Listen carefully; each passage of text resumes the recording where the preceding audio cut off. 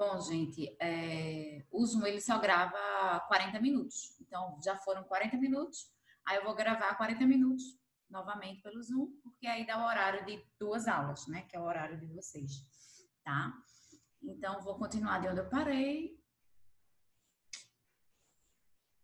Então, vamos seguir o barco. Nós corrigimos até a questão 12, né? Então, vamos para 13. A fisiopatologia, né, da doença renal crônica altera a homeostase do fósforo no organismo. Sobre o metabolismo do fósforo na doença renal crônica, assinala a alternativa correta. A hipofosfatemia contribui, ou seja, o fósforo, né, em níveis baixos, né, que o fósforo é os alimentos de origem animal, né, carne, ovos, leite, e os industrializados, principalmente em refrigerante e cola. Então, a hipofosfatemia. O que é hipofosfatemia?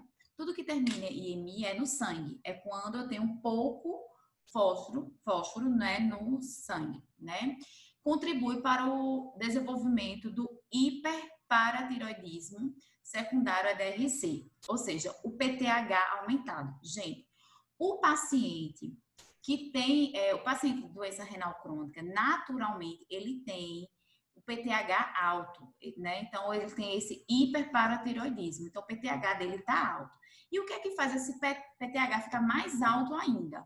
Você colocando mais fósforo. E quanto mais fósforo você colocar, mais PTH alto, maior vai ser essa quantidade de PTH. Quanto mais PTH, maior a chance do paciente calcificar.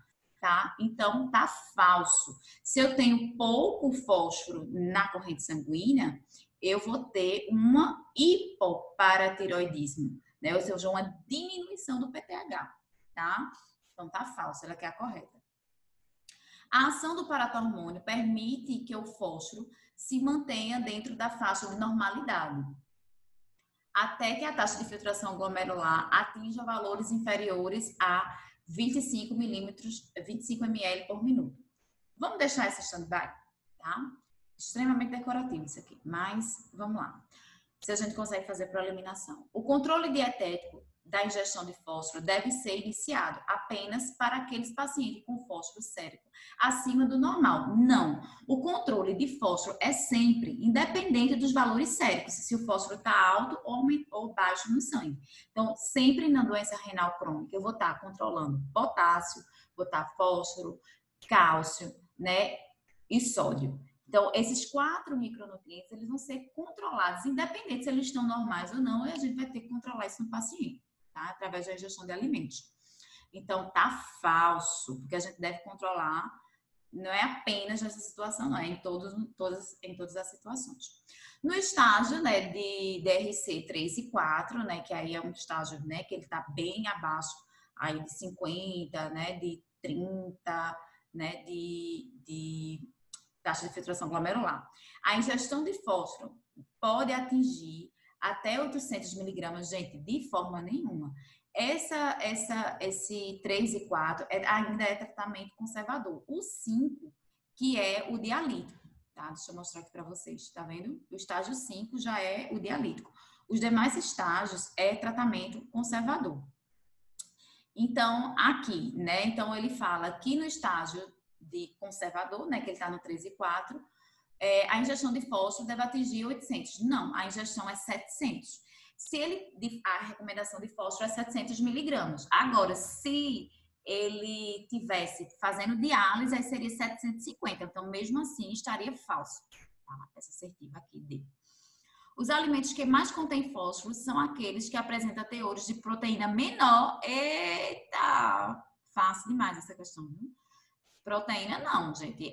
Quem tem fósforo, a fonte de fósforo são os alimentos proteicos, né? Como até falei lá para vocês no IMIP, vai tudo à metade, né? Então, por exemplo, um paciente que não é DRC, conservador, ele tem lá, sei lá, um bife, enquanto que o outro, que não é renal, ele tem 2 bifes, e o paciente renal tem um bife, né, com doença renal crônica. Então, ou seja, a restrição proteica é verdadeira, né? Então, aqui tá falso o quê? Os alimentos que mais contêm fósforo são aqueles que apresentam teores de proteínas menores. Não, maiores, eu tenho mais proteína, tá?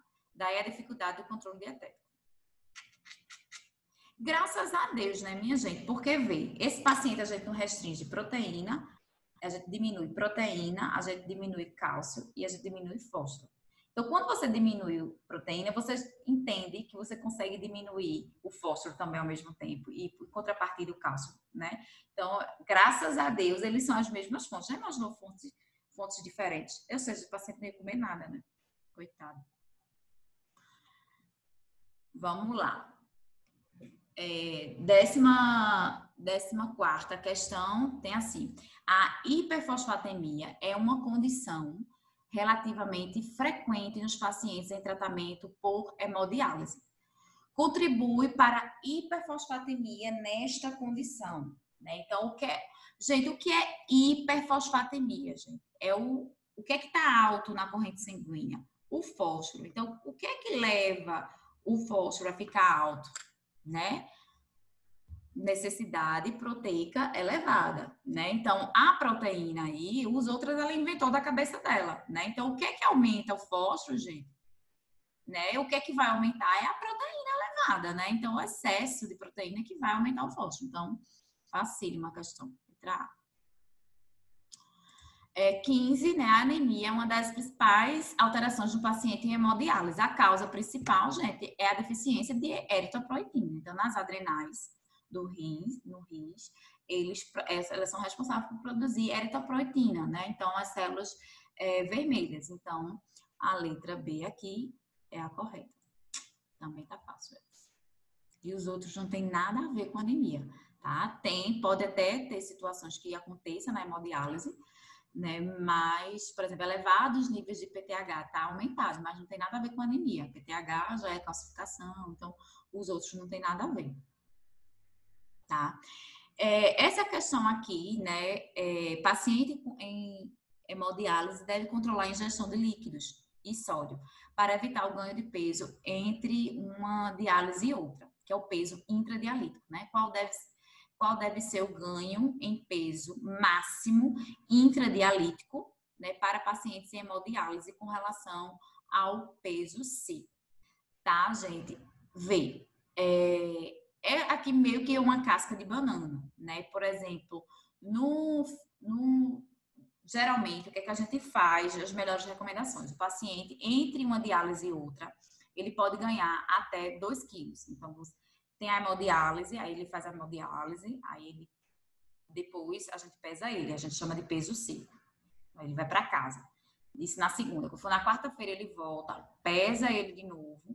Depois da diálise, pega outro peso seco e mostra esse ganho de peso, que é o ganho de peso intradialítico. Que, gente, de segunda a sexta, só que ele ainda não está definindo a data, né? Então, ela deixou uma margem pedindo o peso, digamos assim, o peso máximo intradialítico. É como se ele dissesse assim, o que englobasse tudo, né? Então, por exemplo, no final de semana, dia de semana, admite-se de 2 quilos, né? De segunda para quarta, de quarta para sexta, 2 quilos. E no final de semana é de 3 a 4. Então, não teria mais ou menos aí a opção. Então, trazendo isso em percentual, o mais próximo desses valores seria a letra A, de 4 a 4,5%. Tá? Então, aqui ela não definiu se era contando com o final de semana ou não, porque no final de semana ele pode até mais, né? Então, por exemplo, Paula, por que não poderia ser até 3 quilos? Porque, veja, se for dia de semana, de segunda a sexta, tá errado. Se for um final de semana, né, ele pode até 3 quilos, mas ele ainda pode aumentar para 4 também. Então, meio que ou seja, seria o peso máximo, ainda está dentro do mínimo e o máximo que é recomendado. Tá? Então, seria basicamente isso. 17, né? Vamos lá. A ingestão de proteína, a ingestão proteica recomendada. Deixa eu ver se está gravando. Tá gravando. Preciso falar isso tudo. A ingestão proteica recomendada para paciente em diálise peritoneal tem como objetivo de promover o balanço nitrogenado positivo. Verdadeiro, né, minha gente? Então, eu não posso. Quando eu coloco proteína para o paciente, eu tenho que deixar o balanço nitrogenado positivo. Eu não vou deixar ele negativo, né? Então, o que é um balanço nitrogenado negativo? É quando você está colocando uma quantidade de X de proteína, só que você está perdendo mais do que você ingere. Quando você perde mais proteína, por exemplo, na urina, mais do que você ingere, é balanço negativo. Então, balanço nitrogenado é você vai ver o que você colocou de ingestão vezes o que está na urina, né? Então, se o que você está colocando na dieta, né, você está eliminando mais na urina, então ele está no balanço negativo. Então, você está colocando pouca proteína e ele está eliminando muito numa situação, né? Então, um balanço nitrogenado negativo, e isso leva a um quadro de desnutrição. Então, a gente, num quadro de diálise peritoneal, a gente tem que manter um quadro positivo, balanço nitrogenado positivo, não negativo, tá? Porque ocorrem aí justificativa, né? Porque ocorrem perdas diárias de aminoácidos e peptídeos, tá? 3 gramas dia e proteína de 5 a 15 gramas dias. E essa perda proteica aumenta de 50 a 100% nas peritonites, devido à alta permeabilidade da membrana. Então, isso aqui é verdadeiro, né? O que ele está dizendo? Em outras palavras, ele está dizendo, a gente tem que manter uma dieta positiva, né? Uma dieta hiperproteica, né? Nessa condição de diálise peritoneal, porque eles perdem mais proteína, tá? Então, verdadeiro. Qual a resposta? Acho que é a letra A, né? As duas acessões são proposições verdadeiras e a segunda é a justificativa correta da primeira. Então, letra A. 18. Esse exercício é gigante. Não vou conseguir terminar tudo hoje, mas vamos lá, até onde der. Pacientes renais em diálise peritoneal. Deixa eu tirar minha cara daqui. Pacientes renais em diálise peritoneal necessitam de suplementação de algumas vitaminas que são perdidas na diálise, exceto. Então, ele quer que você marque a errada, né? Então, gente, na diálise peritoneal, como é uma solução aquosa, né, que tem glicose e eletrólitos, ele vai perder as vitaminas que são solúveis em água. Então, ele vai perder as hidrossolúveis, né? Hidrossolúveis, que são as vitaminas do complexo B, né? E a vitamina C, certo? Então, ele vai perder. As que eles não vai perder é as lipossolúveis, que a gente chama de queda, né? Que é a vitamina K, E, D e A, certo? Então, vamos lá. Ácido fólico, ele vai perder, sim, verdadeiro. Vitamina B6, ele vai perder. E a vitamina C, ele também vai perder, verdadeiro, tá? A vitamina A, ele não vai perder. A vitamina E, ele não vai perder. E a vitamina K, ele não vai perder, né? Então, falso. Ele quer que marque a falsa, né? Deixa eu ver aqui. Necessita da suplementação de algumas vitaminas. Então, quais exceto? Então, ele quer a falsa. Então, é a letra B, certo? Porque eu não vou precisar suplementar, né? Por que eu não vou precisar suplementar? Porque eu não vou perder essas vitaminas lipossolúveis, né? Aí, aqui, vitamina D. Aí, de fato, eu não preciso suplementar. A B1 eu vou suplementar e o ácido pantotênico eu vou, porque elas são do complexo B. Vitamina E não precisa, que é lipossolúvel. A vitamina B e a C a gente vai precisar suplementar. Então, e a letra E tem vitamina B2, que é a riboflavina, também vai precisar suplementar. A vitamina A não. E o ácido fólico, sim. Então, ele quer que, aqui, né, que realmente esteja falso. Você vai suplementar. Se esteja falso, aí é a letra B. Ok? As lipossolúveis. É onde tem só lipossolúvel, tá?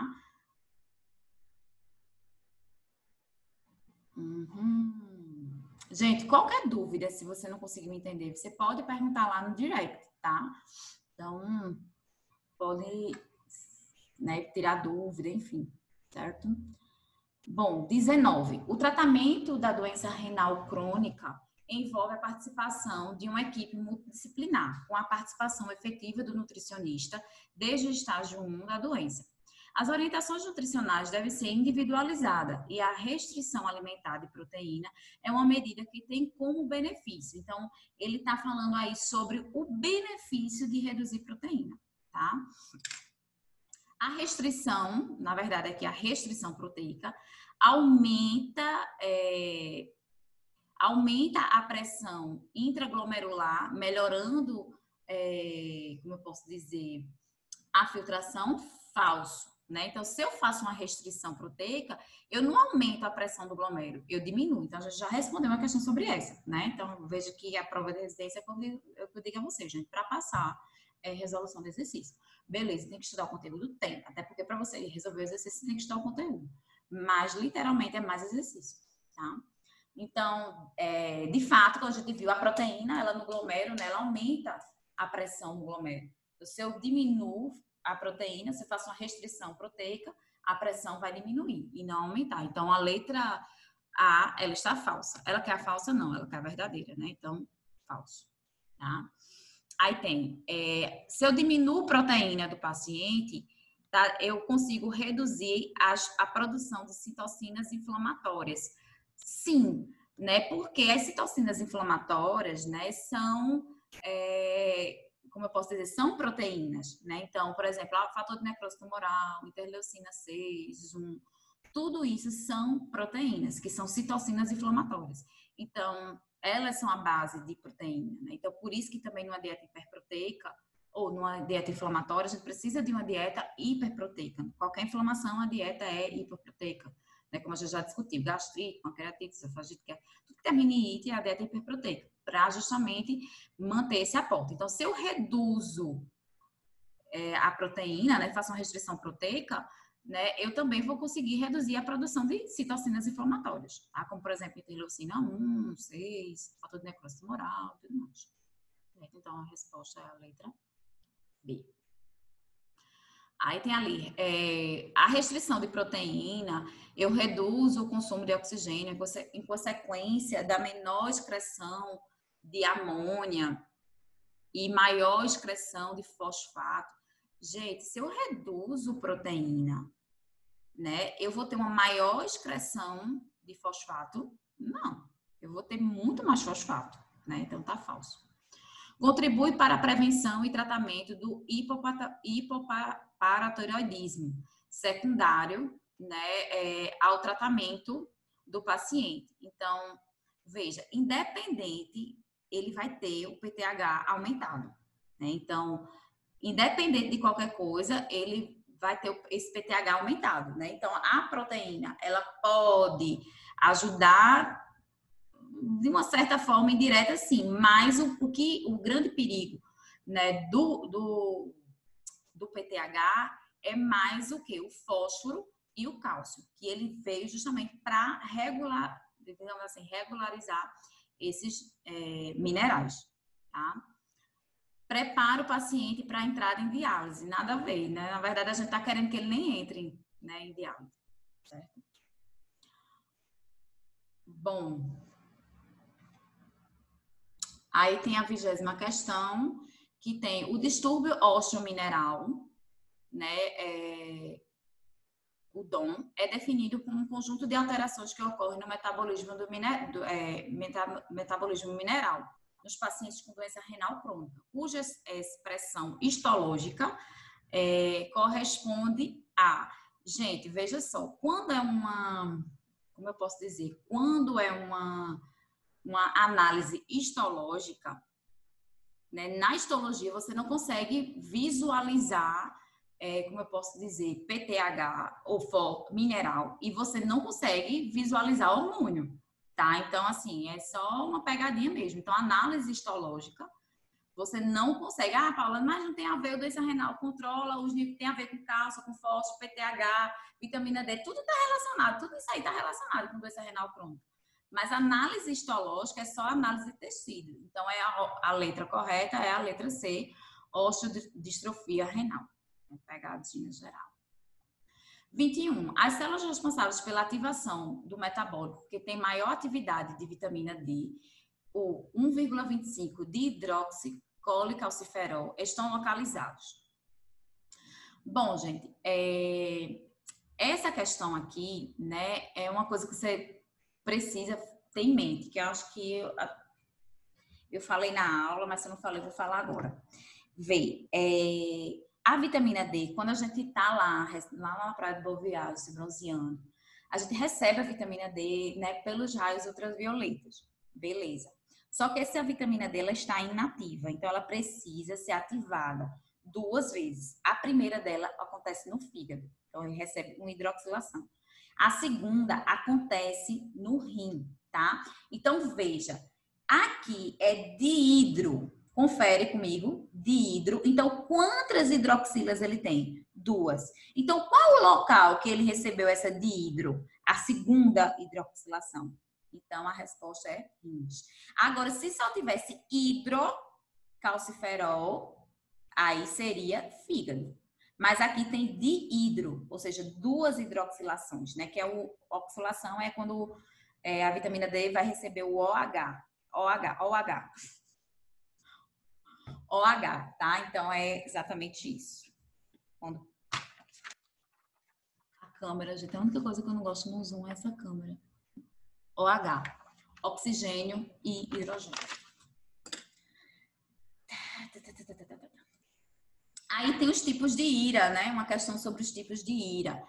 Né? Por exemplo, aqui, né, para você fazer uma correlação com a coluna, uma coluna com a outra, né? Então, basicamente, ele bota ali insuficiência cardíaca congestiva, né? Então, que tipo, como eu posso dizer, que tipo de ira seria essa? Seria a pré-renal, né? Por quê? Porque, deixa eu só lembrar aqui vocês da aula.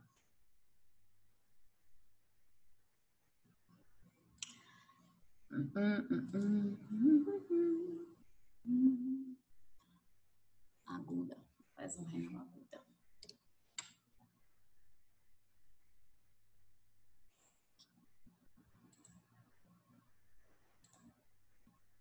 Cadê a seta?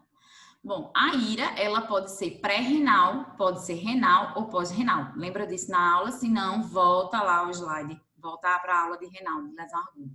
Então, por exemplo, o que é que acontece? Uma lesão, uma insuficiência cardíaca, gente, por que ela é pré-renal? Porque insuficiência cardíaca, eu vou bombear pouco sangue, então vai chegar pouco sangue aqui. Então, ela é uma ira pré-renal, tá? Então, uma ira pré-renal é quando a alteração acontece aqui, ó, nessa parte em vermelho, tá? Quando a ira é renal, é quando acontece, quando essa alteração, essa lesão altera o próprio rim. E a pós-renal é quando a lesão atrapalha, né? Uma lesão ocorre abaixo do rim, tá? Se não lembra disso, volta lá para a aula de doença renal aguda, tá? Insuficiência renal aguda. Não a crônica. Então, volta lá. Eita, cadê, Jesus? Aqui. Carcinoma de bexiga ou próstata. Gente, tumor. Um tumor aqui, tá? Um tumor aqui, né? Então, ou seja, digamos, se tivesse um tumor aqui, gente, de maneira que, ou seja, aqui vai formar a urina, né? Sai na uretra, enfim, é eliminada essa urina. Mas, digamos, o indivíduo ele tem um tumor aqui, vocês entendem que ele não vai conseguir urinar, né? Então, por exemplo, quem tem um tumor de bexiga, né? Aqui, por exemplo, impedindo, então a gente diz que é uma ira o quê? Pós-renal, porque está acontecendo após a localização do rim, tá? Volta para cá. Aí tem nefrotoxicidade por certas drogas. A gente viu que se o paciente ele faz uso de droga, né, o que é que vai acontecer? Ele vai afetar diretamente o rim. Então, o uso de droga vai afetar diretamente o rim. Então, ou seja, os néfros vão eles vão, digamos assim, né, sendo perdidos devido à toxicidade. Então, quando acontece, né, uma perda, digamos assim, quando uma droga atinge o próprio rim em si, aí o que é que vai acontecer? É uma ira renal, tá? Então, voltando para cá, é uma ira renal. E hemorragias graves, gente. Quando o paciente perde sangue, vai afetar aqui, ó. Vai diminuir o fluxo. Tudo que for perfusão sanguínea, que diminui o fluxo sanguíneo aqui, é uma pré-renal, tá?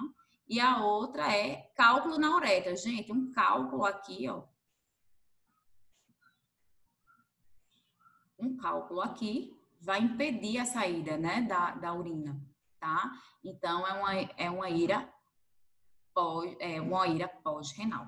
Então, gente, só vai entender isso quem assistiu a aula de renal aguda. Se você não entendeu, vai lá para a aula de renal aguda, na parte que eu fiz um desenho no papel, que tem uma explicação só sobre isso, para você poder entender aqui. Senão vai viajar. Digo logo. Vamos lá.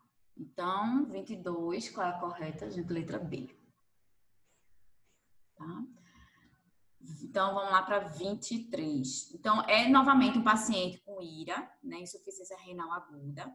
Ele está no estado hipercatabólico, né, tá? Ou seja, no estágio de quebra, e apresenta elevada taxa de mortalidade, né? O hipermetabolismo da IRA está vinculado às seguintes alterações séricas. Então, ou seja, ele quer dizer por que o paciente está em catabolismo na IRA.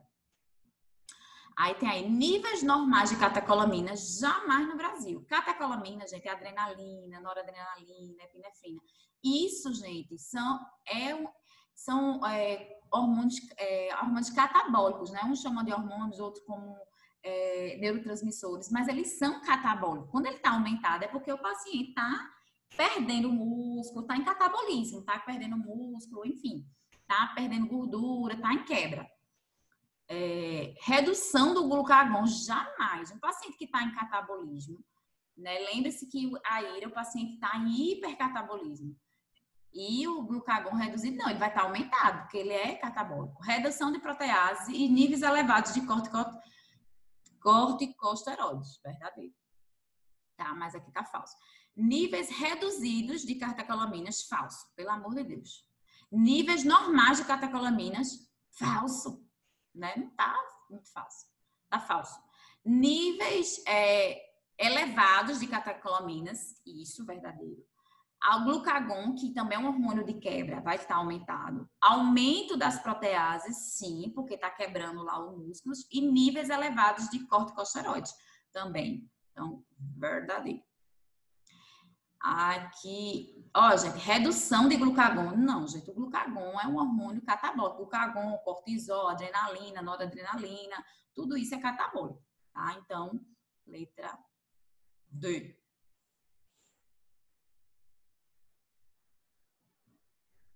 Vamos lá para a questão 24, né?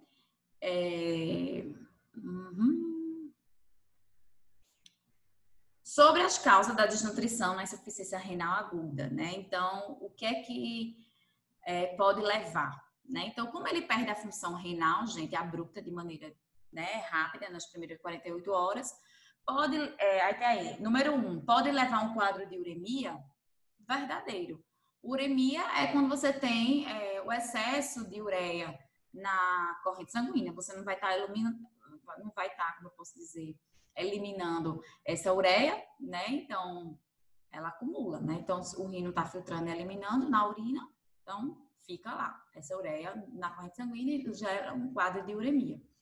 PTH aumentado, gente, quando a função renal não está funcionando corretamente, o PTH vai estar sempre aumentado.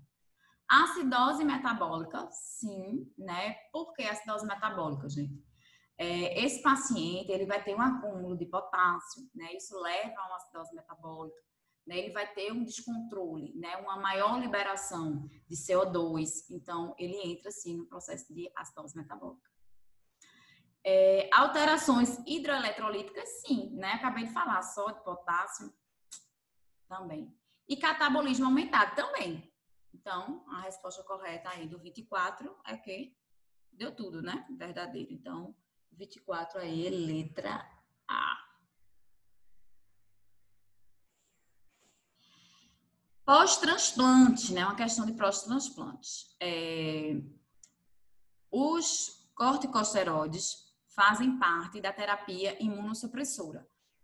no pós-transplante renal. Assinale abaixo a alternativa que corresponde aos efeitos colaterais desses agentes imunossupressores, né? Então, o que é que esses imunossupressores eles vão gerar no paciente, né? Vamos lá. Hiperglicemia, sim. Ó, gente, a gente tem que lembrar o seguinte, esses imunossupressores, né, que esse paciente tem, ele vai ter até a gente falou, né, da síndrome de Cushing. Deixa eu lembrar aqui.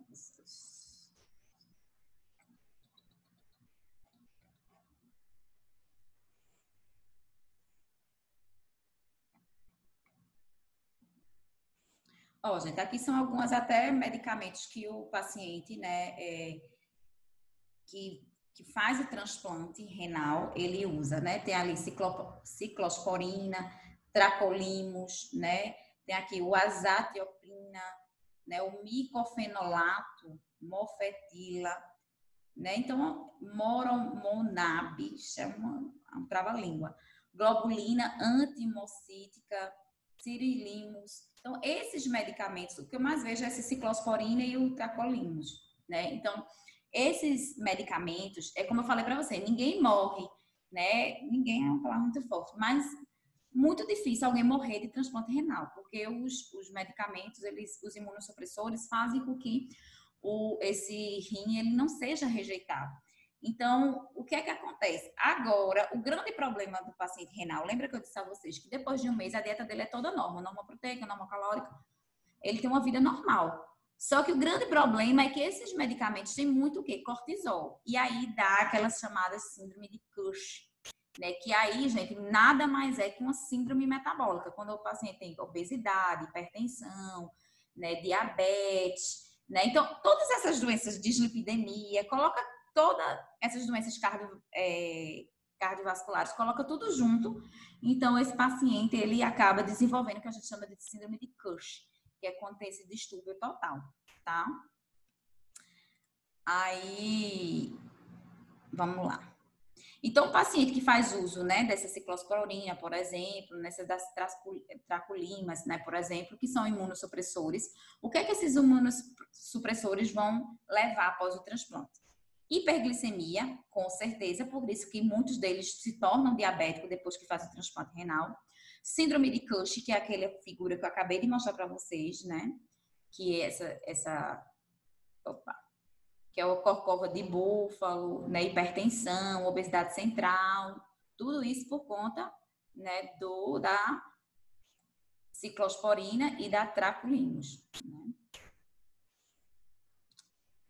Bom, hiperlipidemia, né, e ganho de peso. Então, tanto a obesidade central como na verdade são as doenças crônicas não transmissíveis, em resumo. Então, tá verdadeiro. Hipoglicemia não, resistência à insulina sim, disfagia, gente, não tem nada a ver. O paciente, porque tá usando o medicamento, ficou sem poder mastigar ou deglutir, tem nada a ver. Dipepsia, problema de azia no estômago, obstipação, constipação intestinal, tem nada a ver. Né? Queimação, tem nada a ver. Dor abdominal, hipotensão não, é hipertensão, né? Então, já tá também a ETA falsa por conta disso também. Então, letra A. Vamos para a questão 26. Exercício grande da bexiga. Minha prova, você sabe que eu peço dieta, né? Isso é super simples, né? Mas eu não posso nivelar a turma por baixo, por isso que eu tô aprofundando tudo, né? Pelo amor de Deus. Então, essas questões, realmente, elas, como é o nível de residência, elas têm um grau de dificuldade maior, tá? Mas qualquer dúvida, qualquer dificuldade, vai lá no direct e pergunta, tá? O aumento dos níveis sanguíneos de creatinina é um dos níveis de... desculpa aí. O aumento dos níveis sanguíneos de creatinina é um dos sinais de rejeição aguda no pós-transplante renal imediato. Nessa condição, a recomendação de proteína é facílimo essa prova aí, essa questão aí. Isso aí é típico do que eu próximo prova, porque é dieta, né, gente? Então, gente, o paciente acabou de fazer um transplante renal. imediato, acabou. O primeiro mês é uma dieta hiperproteica e hipercalórica para poder cicatrizar, tá? Então, aqui, por exemplo, isso aqui é uma dieta normal. 0,8 a 1,2 é normal. Não. 0,6 a 0,8. E tá doido, é? Botar uma hipoproteica para o paciente que acabou de fazer um transplante. Faça isso não. Aqui também, ó, é uma hipoproteica, 0,5 a 0,6. Paula, por que não 2 e 2,5? Porque não se usa isso na nutrição clínica. O máximo que você usa isso aqui é na esportiva para um atleta, uma pessoa que tem um treinamento de contra-resistência, uma musculação, de muito tempo, a pessoa é um indivíduo que já treina há muitos anos, pode chegar a isso, tá? Que também é o máximo, 2,5, né? Você nunca, é muito difícil você ver uma recomendação que passa 2,5, a não ser se for para criança. Criança é 3 e 4 de proteína que você bota, porque está em fase de crescimento.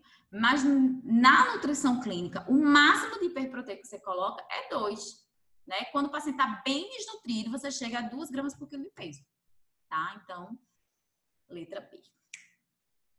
27.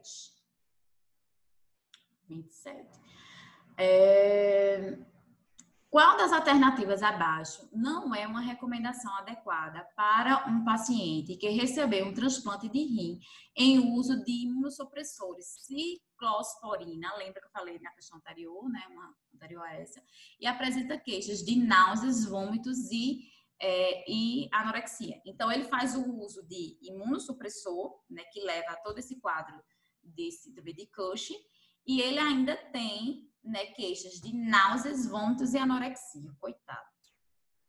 Né? Aí ele está dizendo, qual das alternativas abaixo não é uma recomendação? Ah, ele quer a falsa, né? Então, vamos lá. Tem aqui, vamos aumentar a oferta de alimentos fontes de zinco. Verdadeiro, minha gente. Então, alimentos de origem de animal, carne, ovos. Na verdade, o zinco ele está mais nas carnes, né? Nem ovos, nem leite. Mas é mais nas carnes, né? Peixes, frangos, também você encontra. Carne vermelha, peixe e frango. Então, se eu coloco esses alimentos, ele é rico em zinco. Isso melhora a imunidade. Então, imunidade para o paciente que fez um transplante, isso é maravilhoso. Então, se recomenda colocar muito zinco para o paciente, né? A gente bate a recomendação da IRDA, da DRI. Tá? Restringir alimentos gordurosos, sim, porque a gente viu que esses imunossupressores, ele vai levar um quadro de hipercolesterolemia, né, de hipertrigliceridemia, hiperquilomicronemia, ou seja, dislipidemia de uma maneira geral. Tá? Fracionar a dieta em pequenos volumes. Claro que sim. Por quê? Porque ele está com náuseas e vômitos. Aí você vai ter que fracionar e volume pequenininho. Reduzir carboidratos simples. Sim, porque o medicamento, gente, ele gera, né? Como eu falei para vocês, diabetes. Pode gerar uma diabetes, né? Um quadro de hiperglicemia. Então, você vai reduzir carboidratos simples, no máximo até 5%. Igual no diabético normal. Tá? E letra A, estimular o uso de temperos para favorecer a aceitação. Então, meio que não tem nenhuma relação, né, digamos assim, desse uso de tempero em relação a favorecer a aceitação do paciente. Não necessariamente. Tá? Então, letra A, digamos assim, é o mais incorreto nesse sentido. Essa 28 aqui é facílima, né? Em condição de pós-transplante renal tardio, a conduta dietoterápica não tem características de ser, tá? Então, ou seja, essa também é um tipo de questão que eu cobro em prova, porque, pelo amor de Deus, é dieta, né?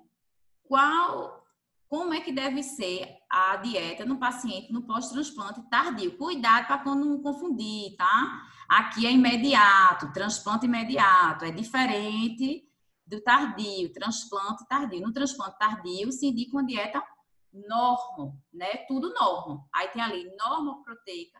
Ah, mas ele quer errada, né? Que a conduta que não tem como característica. Aí tem normoproteica, ela é normoproteica, normoglicídica, normolipídica e hipossódica. Não é hipossódica, é normal. Não é tudo normal, né? E normocalêmica, é tudo normal. Então, a resposta aqui para marcar é a letra D. Tá? Então, seria normossódica. Então, tá errado. É tudo normal. Pare com isso. Vamos lá. 29. síndrome nefrótica, né? Síndrome nefrótica, a gente, não sei se vocês lembram, que é quando a gente tem albumina, né, na urina, uma microalbuminúria, né? Então, ou seja, tem muita quantidade de albumina, né, acima de 200 microgramas, né, de albumina na urina, tá? E aí ele quer, né, em relação a essa enfermidade, assinala a alternativa que corresponde ao início desta enfermidade, tá? E aí, o início dessa enfermidade, aí tem ali o aumento sistêmico extravascular vascular de albumina. Não. Ah, Paulo, você acabou de falar que tem a ver com albumina, sim, mas a albumina na urina, não no sangue. Tá? Então, foi uma casca de banana. Elevação variável dos níveis de VLDL e LDL. Tá? Isso aí não tem a ver com o início da doença, né? Ele quer que corresponde digamos assim, ao início dessa doença, tá? Então não tem nada a ver. C, aumento da permeabilidade da membrana basoglomerular. Isso aqui verdadeiro, né? Então, ou seja, na nefropatia diabética, essa membrana, ela tá com um defeito, né? A membrana do glomero e faz com que passe mais proteína, né? E aí faça o acúmulo dessa proteinúria, né? Principalmente a albumina na urina do paciente. Então, verdadeiro. Retenção de sódio e edema, não tem nada a ver. Distúrbios de coagulação no metabolismo também não tem nada a ver. Gente, síndrome nefrótica, o problema da síndrome nefrótica é a presença de albumina na urina, microalbuminúria. É isso que ocasiona essa enfermidade. Então, o diagnóstico é nessa C aqui, tá?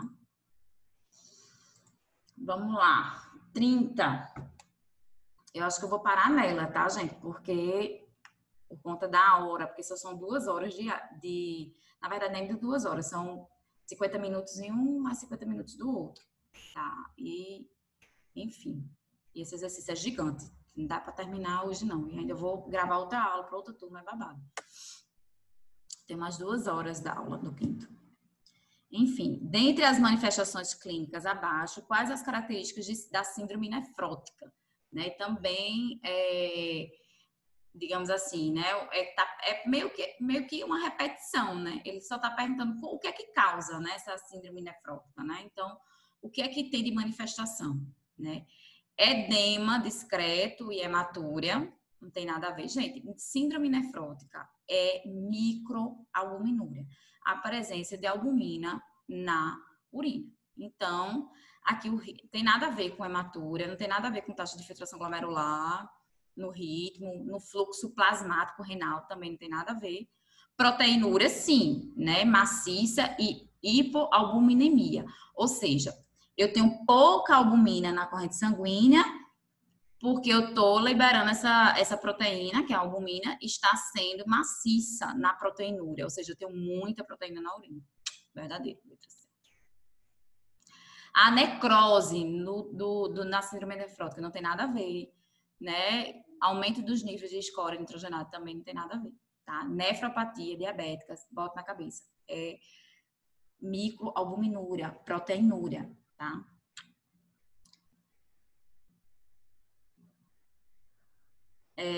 Vamos finalizar a última de síndrome nefrótica, tá? Então, dentre as alternativas abaixo, qual a mais indicada para o tratamento da síndrome nefrótica?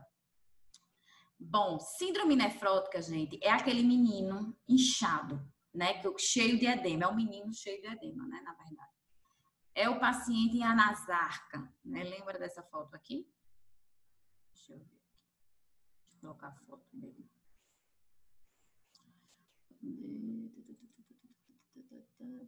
Doença. Eita, Jesus, cadê? Eita, gente, é o cansaço. Cadê? Aqui, chega. A última. Lembra dessa foto aqui? Que chegam os meninos na emergência pediátrica, que eu falei do EMIP, eles já chegam assim, né? Então, síndrome nefrótica é isso, essa situação. Então, a dieta nessa situação, ela é toda normal, gente. A única coisa que é hipossódica, Aliás, a única coisa que é hipo é o sódio, né? É o hipossódio. Né? A única coisa que reduz é o sal. Porque, veja, um menino já tá com edema, você bota sal nessa criança, aí não pode, tá? E aí, lembre-se que a síndrome nefrótica é aquele problema na membrana, né? Lembra da membrana? E aí, os poros grandes vão estar aumentados, e aí, essa proteína, né, ao invés de voltar, ela acaba indo para a urina, gerando também, né, uma proteinúria também, né? E aí, essa proteína, né, essa perda de proteína vai fazer com que a gente coloque uma dieta normoproteica. Paula, por que não pode ser hiper? Porque se você botar uma dieta hiper, vai tudo pro ralo, né? E ainda pode ainda prejudicar essa questão dos poros, aumentar os poros grandes, né? E, Paula, por que não pode ser hipo? Porque o paciente, ele entra no quadro de desnutrição, porque ele não tem muita proteinúria, perdendo muita proteína na urina, também não pode ser hipo. Então, vai ser uma dieta normoproteica e o sódio vai ser normosódico. Tá? Então, vamos lá. Dentre as alternativas abaixo, qual a mais indicada para o tratamento da síndrome nefrótica? Dieta hipoproteica jamais, né? Porque ele é desnutrido. Hipossódica é correto. Normoproteica, verdadeiro. E hipossódica, verdadeiro. Letra B. Tá? É um tipo de questão que eu cobro em provas, porque é dieta, né? Dieta eu peço. Tá? Então, quando vocês forem estudar renal, estudo muito dieta. Aí tem aqui, dieta hipoproteica, né? Que é uma... Não pode, porque o paciente é desnutrido, tá falso. Hiperproteica não pode, porque o paciente vai tudo pro ralo e pode aumentar esses poros grandes, então tá falso. Então, resposta correta, letra B. Tá, gente? Então, lembrando, né, que a aula de hoje, elas só são 2 aulas, tá? Então, eu dividi ela em aula 1, essa é a parte 2 do exercício. Não deu para corrigir realmente o exercício inteiro. Eu podia até tentar adiantar a aula de segunda hoje, mas realmente eu não tenho tempo, porque agora eu vou preparar mais 2 aulas para outra turma também, tá? Porque eu tenho outros horários também que eu tenho que liberar vídeo tudo hoje, que é referente às aulas são do horário de hoje. Mas qualquer dúvida, sinalize no Instagram, tá? Beijo, me liga e tchau pro louro. Poxa, ainda tá gravando. Que babado. Para, finalizar.